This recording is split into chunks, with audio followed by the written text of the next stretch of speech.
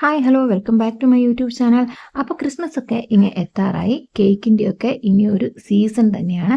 അപ്പം നമുക്ക് വീട്ടിൽ വളരെ എളുപ്പത്തിൽ തയ്യാറാക്കാൻ പറ്റുന്ന ഒരു കേക്കിൻ്റെ റെസിപ്പി ആയിട്ടാണ് ഞാൻ വന്നിട്ടുള്ളത്. ഇതിപ്പോൾ ക്യാരറ്റ് കേക്കാണ്. നമുക്ക് ഇതുണ്ടാക്കാനായിട്ട് ബീറ്ററോ ഓവനോ ഒന്നും തന്നെ വേണ്ട. നമുക്കിത് മിക്സിയിൽ വളരെ പെട്ടെന്ന് ഉണ്ടാക്കി എടുക്കാവുന്നതേ ഉള്ളൂ. അപ്പം നമുക്ക് എങ്ങനെ കേക്ക് ഉണ്ടാക്കുന്നതെന്ന് കാണാം. അതിനായിട്ട് ഞാനിവിടെ 2 മീഡിയം സൈസിലുള്ള ക്യാരറ്റാണ് എടുത്തിരിക്കുന്നത്. ഇനി ഇത് നമുക്ക് ആദ്യം തന്നെ ഒരു മിക്സിയുടെ ജാറിലേക്ക് നമുക്ക് എല്ലാ മിക്സും നമ്മൾ ഈ മിക്സിയുടെ ജാറിലിട്ടാണ് അരച്ചെടുക്കുന്നത്. അപ്പം നമുക്കിതിലേക്ക് ആദ്യം തന്നെ 2 മുട്ട പൊട്ടിച്ചൊഴിക്കാം. അത് റൂം ടെമ്പറേച്ചറിലുള്ള മുട്ടയാവാനായിട്ട് ഒന്ന് പ്രത്യേകം ശ്രദ്ധിക്കുക. ഇനി ഇതിലേക്ക് നമുക്ക് അടുത്തതായിട്ട് ആഡ് ചെയ്ത് കൊടുക്കേണ്ടത് 1/2 കപ്പ് അളവിൽ പഞ്ചസാരയാണ്. അപ്പോൾ ഇത് നമ്മളൊരു 1/2 kgയുടെയാണ് ഉണ്ടാക്കുന്നത് കേട്ടോ. ഇനി അതിലേക്ക് നമുക്ക് 1/2 കപ്പ് അളവിൽ ഓയിലും കൂടെ ചേർത്ത് കൊടുക്കുക.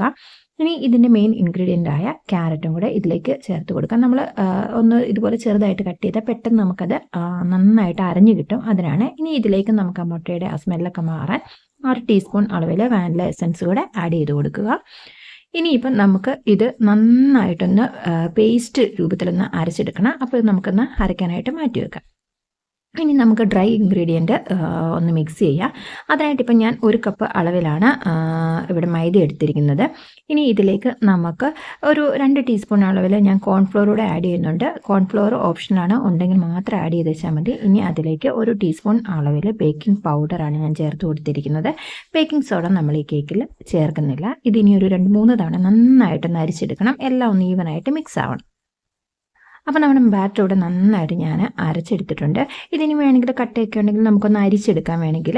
ഇനി അതിലേക്ക് നമ്മുടെ ഡ്രൈ ഇൻഗ്രീഡിയൻറ്റ് ഒരു 2-3 ട്രിപ്പായിട്ട് ചേർത്ത് ഒരുപാട് അങ്ങ് മിക്സ് ചെയ്ത് കുഴച്ച് അങ്ങനെയൊന്നും വേണ്ട. ഒന്ന് പതിയെ ഒന്ന് മിക്സ് ചെയ്തെടുത്ത് വെച്ചാൽ മതി. പെട്ടെന്ന് തന്നെ ഇത് മിക്സ് ആയിക്കോളും. നമുക്കിപ്പോൾ ഓൾറെഡി ഒരു ലൂസായിട്ട് ആദ്യം നമുക്ക് ലൂസാണ്, പിന്നെ നമ്മുടെ പൊടി ഫുള്ളായിട്ട് ഇട്ട് കഴിയുമ്പോൾ ഇച്ചിരി തിക്കായിട്ടാണ് ആദ്യം തന്നെ കിട്ടുന്നത്. ഇനിയിപ്പോൾ ഇതിലേക്ക് നമ്മൾ ആഡ് ചെയ്ത് കൊടുക്കേണ്ടത്, ഇപ്പം ഞാനൊരു പകുതി ക്യാരറ്റാണ് എടുത്തിരിക്കുന്നത്. ഇത് ഗ്രേറ്റ് ചെയ്തിട്ട് ഇതുപോലെ ഇട്ട് കൊടുക്കുക. ഇതും ഓപ്ഷനാണ്. നമ്മൾ കേക്ക് ഉണ്ടാക്കുന്ന സമയത്ത് നമുക്കൊന്ന് കടിക്കാനും പിന്നെ ഒരു കാണാനും ഒക്കെ ലുക്കിന് വേണ്ടിയിട്ടാണ്. പിന്നെ ഇത് ഞാൻ കുറച്ച് കാഷ്നട്ട് ഇതുപോലെ ഒന്ന് ചെറുതായിട്ട് പൊടിച്ചും കൂടെ ചേർത്ത് ചെയ്തിട്ടുണ്ട്. ഇനി ഇത് നന്നായിട്ട് മിക്സ് ചെയ്തെടുക്കുക. കാഷ്നട്ടൊക്കെ ഓപ്ഷനാണ്. നമ്മൾ കാഷ്നട്ട് കേക്കിന് മുകളിൽ വെച്ചാൽ കേക്ക് പൊന്തി വരുമ്പോഴത്തേക്ക് താന്നു പോകും. അതുകൊണ്ടാണ് ഞാൻ ഇങ്ങനെ പൊടിച്ച് ചേർത്തത്. ഇനിയിപ്പോൾ നമ്മുടെ ബാറ്റർ ഇച്ചിരി തിക്കാണെങ്കിൽ നമുക്ക് ഒരല്പം പാലും കൂടെ ചേർത്ത് കൊടുക്കാം. അത് പാല് ചേർക്കുന്നത് നമ്മുടെ കേക്കിൻ്റെ ബാറ്റർ ഒന്ന് ലൂസ് ആവുകയും ചെയ്യും. നമ്മുടെ കേക്ക് നല്ല മോയിസ്റ്റായിട്ട് കിട്ടുകയും ചെയ്യും. അപ്പോൾ ഞാനിവിടെ കേക്ക് പ്രിപ്പയർ ചെയ്യുന്നത് കുക്കറിലാണ്. ഇതിപ്പോൾ 3 ലിറ്ററിൻ്റെ ഒരു കുക്കറാണ്. അതിൽ ഞാനൊരു ബട്ടർ പേപ്പറൊക്കെ ഇട്ട് സൈഡിലൊക്കെ നന്നായിട്ട് ഓയിൽ ഗ്രീസ് ചെയ്തിട്ടുണ്ട്. ഇതിലേക്ക് നമ്മുടെ കേക്കിൻ്റെ ബാറ്റർ നമ്മൾ നന്നായിട്ട് ഒഴിച്ചു കൊടുക്കുക. ഒരുപാട് ലൂസായിട്ടുള്ളൊരു ബാറ്ററല്ല, ഇത്തിരി തിക്കായിട്ടുള്ള ബാറ്ററാണ് നമ്മൾ പ്രിപ്പയർ ചെയ്തിരിക്കുന്നത്.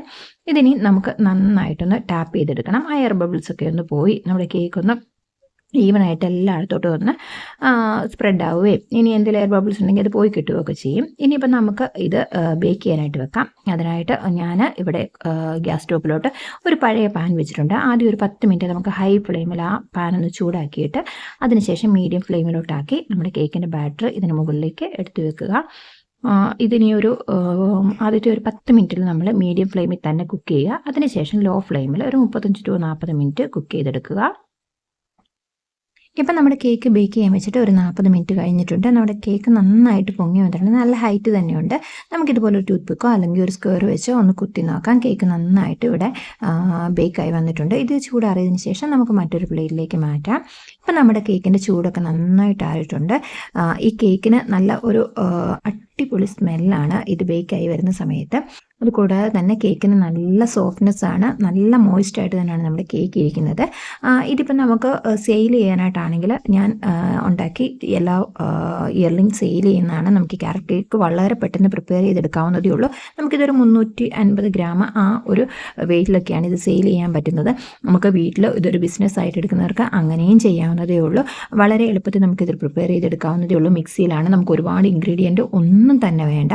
വളരെ പെട്ടെന്ന് നമുക്ക് നമ്മുടേതായ രീതിയിൽ അല്ലെങ്കിൽ ഇനി നമ്മൾക്ക് ഗസ്റ്റുകൾക്ക് കൊടുക്കാനായിട്ടോ അല്ലെങ്കിൽ റിലേറ്റീവ്സിനൊക്കെ കൊടുക്കാനായിട്ടോ നമുക്ക് ഈസി ആയിട്ട് ഇത് കുക്ക് ചെയ്തെടുക്കാവുന്നതേ ഉള്ളൂ. വെറുതെ നമ്മൾ ഈ ക്രിസ്മസ് ടൈമിലൊക്കെ ഇതിനായിട്ട് ഒരുപാട് ക്യാഷൊന്നും പുറത്ത് ചിലവാക്കി കളയേണ്ട ഒരു കാര്യവും ഇല്ല. വളരെ സോഫ്റ്റാണ്. ഞാനിത് കാണിക്കുമ്പോൾ തന്നെ നിങ്ങൾക്കറിയാം. അത് തന്നെയല്ല നമ്മുടെ കുട്ടികൾക്കാണെങ്കിലും വീട്ടിലുള്ളവർക്കാണെങ്കിലും ഒരു ഈവനിങ് സ്നാക്കായിട്ടോ ഒക്കെ നമുക്ക് നമ്മുടെ കേക്ക് പ്രിപ്പയർ ചെയ്ത് കൊടുക്കാവുന്നതേ ഉള്ളൂ. നമുക്ക് പുറത്ത് റൂം ടെമ്പറേച്ചറിലാണെങ്കിൽ നമ്മുടെ കേക്ക് ഒരു 3 മുതൽ 4 ദിവസം വരെ ഒരു കുഴപ്പവും ഇല്ലാതെ ഇരിക്കുന്നതാണ്. അതിനുശേഷം നമുക്ക് നമ്മുടെ കേക്ക് ഫ്രിഡ്ജിലാണെങ്കിൽ ഒരു 2 ആഴ്ചത്തേക്കൊക്കെ വരെ ഒരു കുഴപ്പമില്ല. നമ്മളിതിനകത്ത് യാതൊരുവിധ പ്രിസർവേറ്റീവ്സും ചേർക്കാത്തത് കൊണ്ടാണ് ഒരു 3-4 ദിവസം മാത്രം പുറത്തിരിക്കുന്നത്. അതിനുശേഷം നമുക്ക് ഫ്രിഡ്ജിൽ ഒരു 3 വീക്ക് 2 മുതൽ 3 വീക്ക് വരെ നല്ല രീതിയിൽ സ്റ്റോർ ചെയ്ത് വെക്കാവുന്നതേ ഉള്ളൂ.